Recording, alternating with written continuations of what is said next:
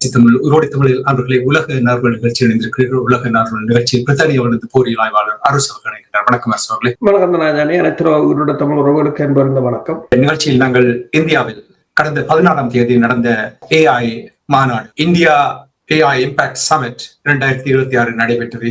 இதற்கு முதல் பிரித்தானியாவில் நடைபெற்றது 2024 என்று நம்புகிறேன். இந்த மாநாடு டெல்லியில் நடந்திருக்கின்றது. இந்த மாநாடு தொடர்பாக அறிந்த வியங்களை எங்களோடு கோருங்கள். இந்தியாவில் இந்த தடவை, அதாவது உங்களுக்கு தெரியும், இங்கே ஓப்பன்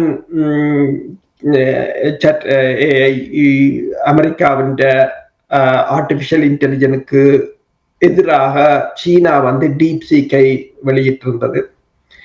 ட்ரம்ப் வந்த போது அதாவது இந்த முறை பதவியேற்ற போது முதலில் $500 பில்லியன் கிட்டத்தட்ட $500 பில்லியன் ஏஐக்கு தான் ஒதுக்கியிருந்தார்.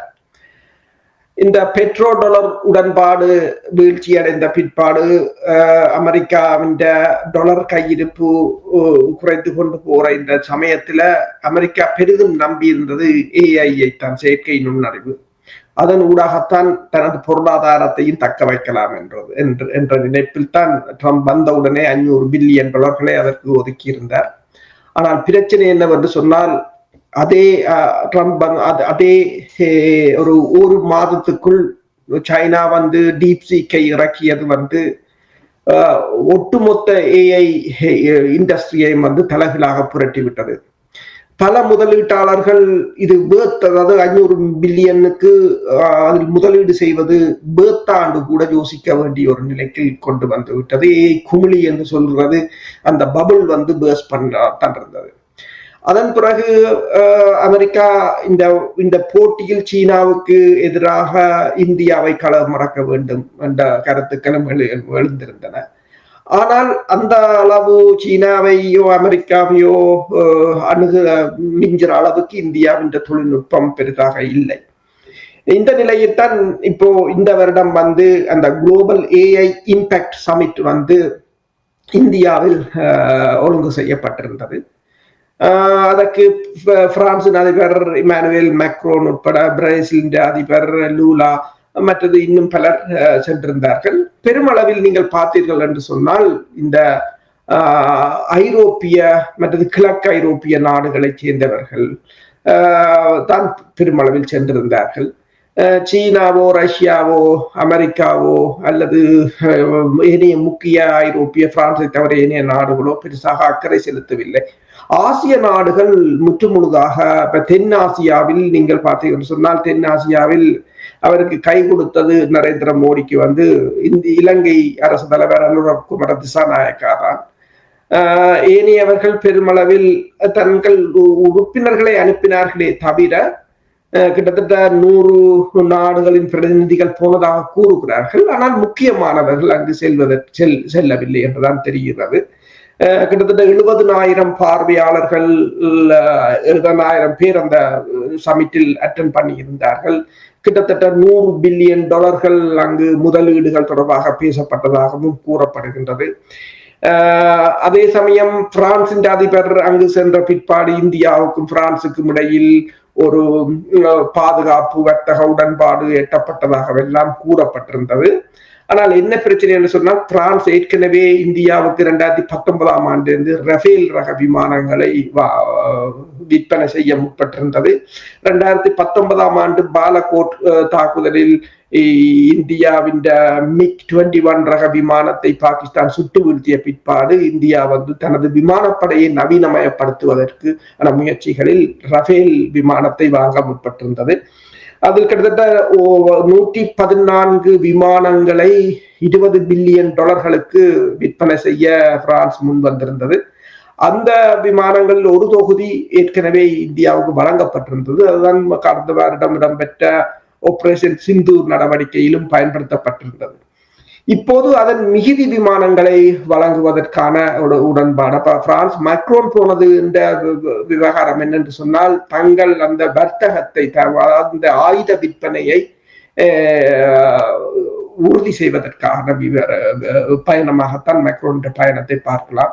அதே சமயம் இந்தியாவில H121M ரக உலங்கு வானூர்திகளை இந்திய நிறுவனங்கள் இந்தியாவிலேயே தயாரிப்பதற்கான தொழில்நுட்பத்தையும் பிரான்ஸ் வழங்குவதாக கூறப்பட்டிருக்கின்றது. அதற்கு அப்பால் பார்த்தீர்கள் என்று சொன்னால் இந்த நிகழ்வில் கலந்து கொள்வதற்காக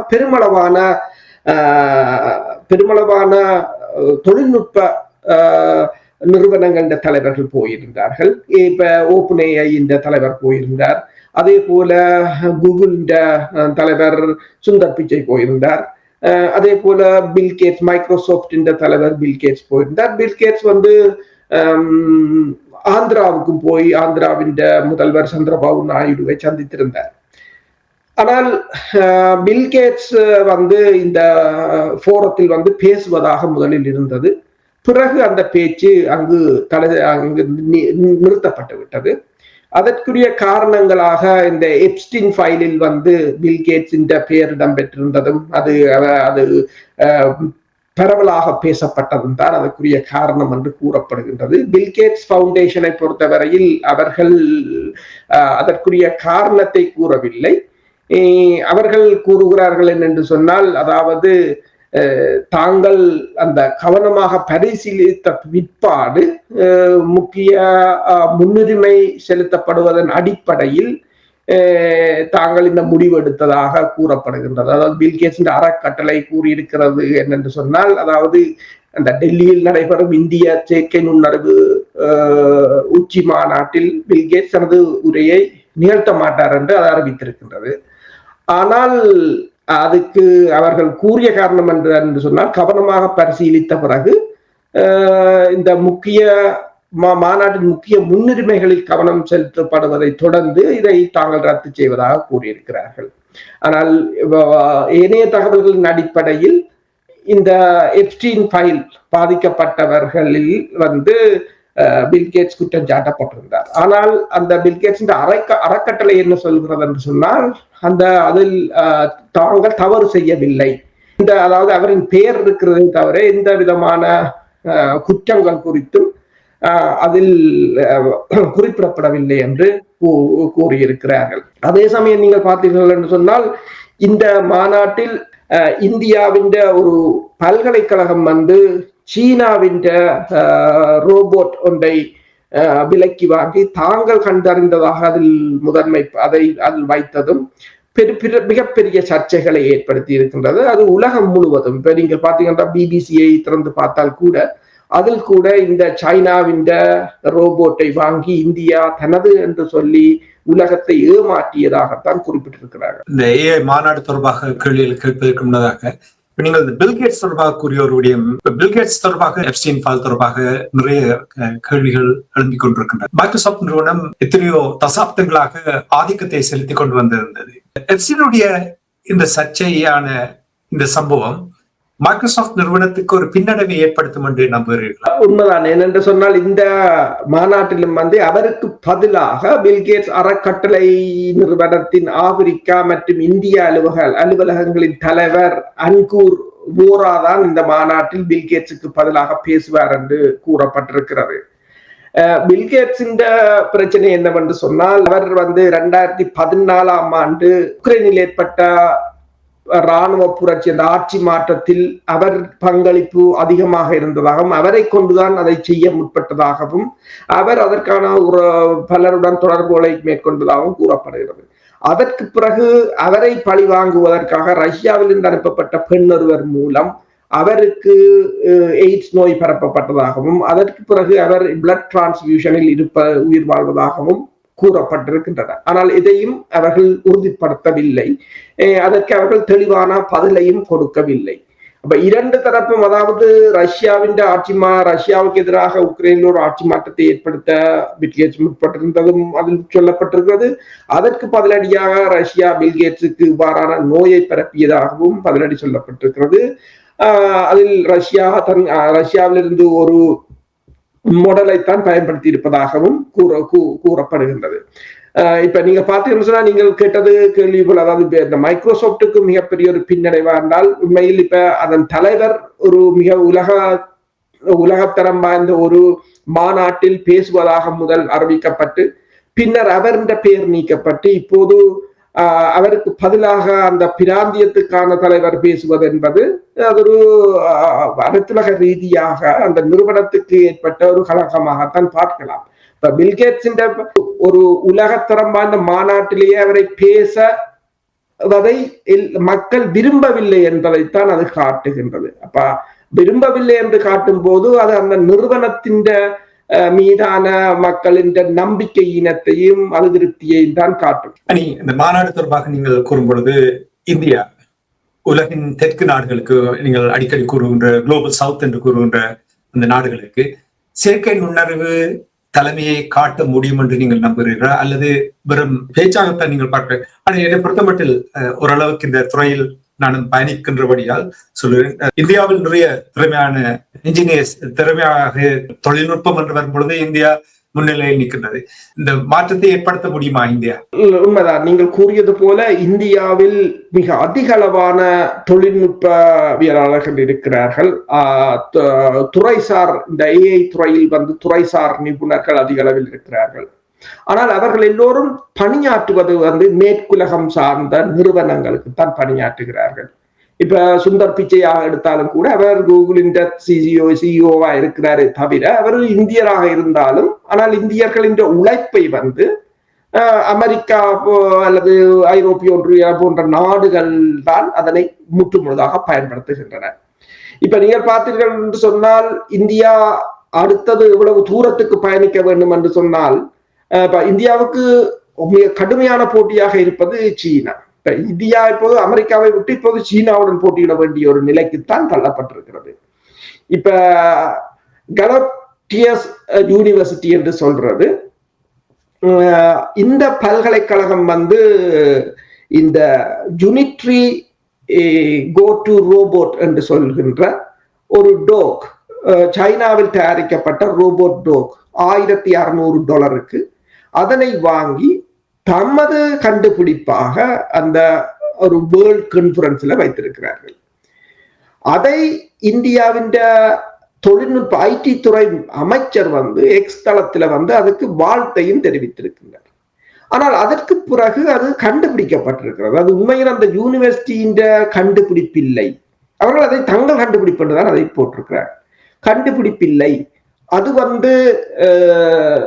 சீனாவில் தயாரிக்கப்பட்டது, $1600 வாங்கப்பட்டது என்று பிறகு எல்லா தளங்களிலும் அது பிபிசி உட்பட வெவ்வேறு தளங்களில் அதற்கு பிறகு இந்தியாவின் அந்த எக்ஸ் தளத்தில் போடப்பட்ட அமைச்சற்ற பதிவு அளிக்கப்பட்டு அதற்கு பிறகு அவர்களை அந்த யூனிவர்சிட்டியை அந்த தளத்திலிருந்து வெளியேற சொல்லி பிறகு அவர்கள் வெளியேறவில்லை என்ற பிற்பாடு அவர்களின் அந்த பூத்துக்கான எலக்ட்ரிசிட்டியை நிறுத்தி அவர்களை அங்கிருந்து வெளியேற்றியது ஒன்று.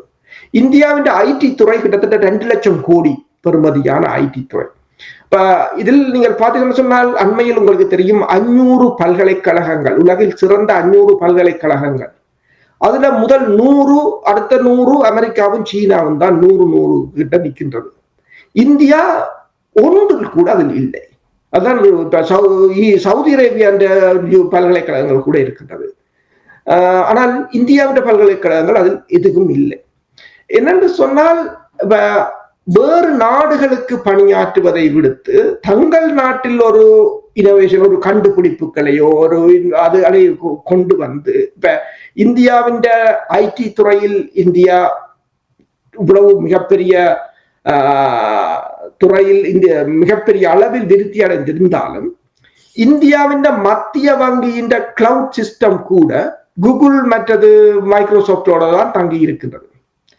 ஒரு நாட்டின் மத்திய வங்கியின் கிளவுட் சிஸ்டம் இருக்குன்னு சொன்னா நீங்கள் யாருக்கு என்ன கொடுக்குறீங்க, என்ன வாங்குறீங்க என்று இலகுவாக தெரிஞ்சுவிடும். இப்பதான் அவர்கள் அதை மாற்ற வழிக்கிடுகிறார்கள். அதுக்கு $2 பில்லியன் சேவை என்று சொல்கிறார்கள். அதை தங்களுக்கான சேவரை எடுத்து மாற்றுவதற்கு அது 2030 ஆண்டுக்கு பிறகுதான் அது சாத்தியமாகும் என்று கூட சொல்கிறார்கள். இப்ப பல விடயங்களை நான் இதில் ஏன் கூறுகிறேன் என்று சொன்னால், நிபுணர்கள் இருக்கிறார்கள், ஆனால் தங்கள் நாட்டுக்கு அதை செய்து தங்கள் நாட்டை மேல் கொண்டு வந்து ஓன் ப்ராடக்ட் என்று சொல்றது. உங்களோட ஓன் ப்ராடக்டை இப்ப சீனாவின் எல்லாம் அதுதான். இப்ப டீப் சீக்கை இறக்கினார்கள் என்று சொன்னால் அமெரிக்காவுக்கு சேலஞ்ச். அமெரிக்காவின் அந்த சிப்ஸ், மைக்ரோ நானோ சிப்ஸ் கூட அவர்கள் தடை செய்திருந்தார்கள். இருந்தாலும் அதை விடுத்து தங்களுக்கு, அதாவது தங்களிட கிடைக்கக்கூடிய சிப்ஸை பயன்படுத்தி அதை மேலே கொண்டு வந்திருந்தார்கள். அது மிகப்பெரிய ஒரு சுனாமியாகத்தான் இருந்தது இந்த ஏஐ தொழில்நுட்பத்தில். ஏஐ தொழில்நுட்பம் அடுத்தது ஒரு மிகப்பெரிய ஒரு புரட்சியை கொண்டு வரப்போகிறது. இப்ப நாங்கள் கதைத்துக் கொண்டிருந்த நேரம் கூடி புதிதாக ஒரு தகவல் என்னென்று சொன்னால், அவர்கள் ஒரு ஆப்பை வெளியிட்டு இருக்கிறார்கள். அது அமெரிக்காவின் ஹாலிவுட்டை ஆட்டம் காண வைத்திருக்கிறது. ஏனென்று சொன்னால், அதில் உருவாக்கப்படுகின்ற வீடியோக்கள் நீங்கள் ஹாலிவுட் படங்களை எவ்வாறு சவுண்ட் எஃபெக்ட் அந்த விஷுவலா எடுக்கிறீங்களோ அதே மாதிரி கொண்டு வந்து கொடுக்கும். இனி நாளைக்கு அவன் ஹாலிவுட் படத்தை எடுத்துட்டு போடுவார்கள், அந்த சவுண்ட் எஃபெக்டோ அதுகள். அப்ப அந்த முயற்சியில் இந்தியாவுக்கு இவ்வளவு உண்மைதான். இப்ப பிரித்தானியா பிரதமர், முன்னாள் பிரதமர் பார்த்தா ரிஷி சுனாக் இந்தியர், கூகுள் தலைமை நிர்வாகியை பார்த்தால் இந்தியர். இப்ப எல்லா நிறுவனங்களையும் நீங்கள் பார்த்தீர்கள் என்று சொன்னால் இந்தியர்களாகத்தான். வேர்ல்ட் பேங்க் என்ற தலைவரை பார்த்தால் இந்தியர் இருக்கிறார்கள். ஆனால் அந்த இந்தியாவுக்கென்று அவர்களுடைய பங்களிப்பு குறைவாகத்தான் இருக்கு. நீங்கள் கூறுவது போல் அமெரிக்காவில் இருக்கின்ற 10 முதன்மை நிலையில் இருக்கின்ற 10-15 நிறுவனங்கள் எடுத்தீர்கள், அதில் தலைவர்களாக கிட்டத்தட்ட 7-8 நிறுவனங்களுக்கு இந்தியர்கள் தான் இருக்கிறார்கள். அது உண்மைதான். சீனாவுடைய ரோபோவை இந்தியனாக காட்டிய அந்த சர்ச்சையை நீங்கள் கூறும்பொழுது, இது இந்தியாவுடைய தொழில்நுட்ப நம்பகத்தன்மையை பாதிக்கும் என்று நம்புகிறீர்களா? உண்மைதான் என்று சொன்னால் அது உண்மையாக மிகப்பெரிய ஒரு, நீங்கள் எல்லா அனைத்துலக மீடியாக்களிலும் நான் கூட அதை நம்பவில்லை. ஏனென்றால் ட்விட்டரில் வருவதை பெருசாக நாங்கள் அதை வேரிஃபை பண்ணாமல் அதை பற்றி கதைப்பதில்லை. பிறகு பிபிசி வெவ்வேறு தளங்களில் அதை உறுதிப்படுத்திய போதுதான் அவர்களே போட்டிருக்கிறார்கள். பிறகு அந்த நிறுவன அந்த பல்கலைக்கழகத்தை இருந்து வெளியேற்றியது என்று சொன்னால் இது நம்பகத்தன்மையை இல்லாது செய்துவிடும். என்னென்று சொன்னால், இந்தியா இதில் ஒரு முதலீடுகளை செய்வதென்று சொன்னால் இவர்களை நம்பி முதலீடுகளை செய்ய முடியாது. அதுதான் பிரச்சனை. இப்ப அடுத்துலக நாடுகள் ஒரு முதலீடுகள் செய்கின்றால் அதற்கு அந்த முதலீட்டுக்கு மேலாக லாபத்தை பார்ப்பார்கள். ஆனால் இங்கு அப்படி இல்லை. இப்ப உதாரணமா பார்த்தீங்கன்னு சொன்னால், இவர்கள் சீனாவிடமிருந்து பொருட்களை வாங்குவதை மெல்ல மெல்ல இவர்கள் குறைத்து கொண்டு வருவதற்கு பதிலாக அதை இந்தியாவிடமிருந்து வாங்குவதாக கூறுகிறார்கள். எனக்கு தெரிந்த ஒரு நிறுவனத்துக்கு கூட ஒரு ரசாயன பொருள் வாங்க முதல் சீனாவிடம் தான் சப்ளை வந்திருந்தோம். பிறகு சொன்னாங்க இல்ல அது இந்தியாவிடம் தான் என்வைரன்மெண்ட். ஆனால் பிறகு பார்த்தா இந்தியா சீனாவிட்ட இருந்து வாங்கித்தான் இங்கே அனுப்புது. அப்ப எங்களுக்கு அந்த ஸ்டெபிலிட்டி டெஸ்ட் எல்லாம் செய்ய தேவையில்லையா? அப்ப என்னண்டா ஒரே பொருள் தான், ஒரே டைப்ல அது தயாரிக்க முடியாது. அப்ப அவங்க என்ன அங்க இருந்து வாங்கி இங்க இனி கூட எக்ஸ்பென்சிவாக, அதான் அந்த பிரச்சனை. சில விடயங்களில் இவ்வாறு நடப்பதுண்டு. ஆனால் நீங்கள் சொன்னது போல இந்த இந்தியாவை பொறுத்தவரையில் ஐடி தொழில்நுட்பத்துல ஒரு மிகப்பெரிய ஒரு சாதனையான நாடாகத்தான் கருதப்பட்டது. ஏனென்று சொன்னால், இப்ப மேற்குள்ள ஐடி பூங்காவை பார்க்கலாம், பெங்களூர்ல இருக்கிற ஐடி பூங்காவாக இருக்கு. ஆனால் அது தங்கள நாட்டின் அப்ளிகேஷனுக்கு இல்லை, வெவ்வேறு நாடுகளின் ஒரு பணியாளர்களாகத்தான் அங்கே இருந்திருக்கிறார்கள். இந்த விவகாரம் ஒரு வேர்ல்ட் கான்ஃபரன்ஸ், இப்ப அதுல பல நாடுகளின் தலைவர்கள் கூட இருந்தார்கள். அவ்வாறான இடத்துல ஒரு சீட் பண்ணினது என்று சொன்னால் ஒரு பல்கலைக்கழகம், பிறகு அந்த பல்கலைக்கழகங்கள் வழங்கப்படுகின்ற டிகிரிகளாக இருக்கலாம், கற்கை நெறிகளாக, அதை உலக நாடுகள் நம்ப போவதில்லை. அதான் நான் கூறினேன், 500 பல்கலைக்கழகங்கள் இல்லை, ஒரு பல்கலைக்கழகங்களையும் அவர் அந்த லிஸ்டுக்குள் இல்லை என்றது ஒரு மிகப்பெரிய ஒரு நாங்கள் அடுத்த வல்லரசாக வரப்போகிறோம் என்றெல்லாம் பேசுகிற நாங்கள் ஒரு ஈரான் பல்கலைக்கழகங்கள், சவுதி அரேபிய பல்கலைக்கழகம் கூட அந்த 500க்குள் இருக்கின்றது. மாநாட்டில் ஓப்பன்ஏஐயினுடைய தலைவரும் ஆண்ட்ரோபிக் என்ற இன்னும் ஒரு நிறுவனம், செயற்கை நுண்ணறிவு நிறுவனம் ஆண்ட்ரோபிக் என்ற இவரும் கைகோர்க்க மறுத்ததும் ஒரு பெரிய சர்ச்சையை ஏற்படுத்தியிருக்கிறது. தொழில்நுட்பத்தில் தீவிர போட்டியை காட்டுகின்ற என்று கூறியிருக்கிறார்கள். போட்டி நடந்து கொண்டிருக்கின்ற என்று சொல்லும் பொழுது அந்த மாநாட்டில் தொழில்நுட்பத்தினூடாக, இந்த செயற்கை நுண்ணறிவினூடாக 25% GDP வளர்ச்சி வரும் என்று கூறுகிறார்கள். இது இந்தியாவுக்கு சாத்தியமா 25% வளர்ச்சி? உண்மைதானே என்று சொன்னால் இப்ப இவர்கள் கூறுகிறார்கள் கிட்டத்தட்ட $100 பில்லியன் இதில் ஒரு முதலீடுகளை பெற்றுக்கொள்ள முடியும் என்று கூறுகிறார்கள். அதுல நரேந்திர மோடியுடன் இந்த தொழில் அதிபர்கள் நின்ற போது பக்கத்துல இந்தியாவி பக்கத்துல ஓப்பன் ஏஐ என்ற தலைவரும் அங்காளி பக்கத்துல சுந்தர் பிச்சையும் நிற்கும் போது அவர் கையை தூக்கி எல்லோரும் கையை ஒன்றாக தூக்கி மேலே காட்டினார்கள்.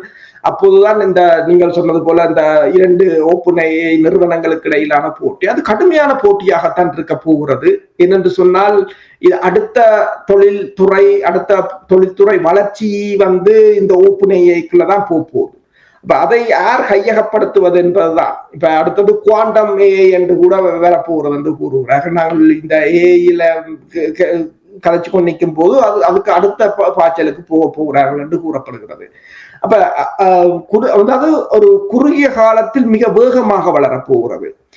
நீங்கள் சொன்னது போல அது இந்தியா அதை தரமாக பயன்படுத்துமாக இருந்தால் உண்மையில் 25% வளர்ச்சியை, ஏனென்றால் இந்தியாவின் பொறியியலாளர்கள் இருக்கிறார்கள், தரமானவர்கள், பயிற்றப்பட்டவர்கள், ஏராளமானவர்கள்.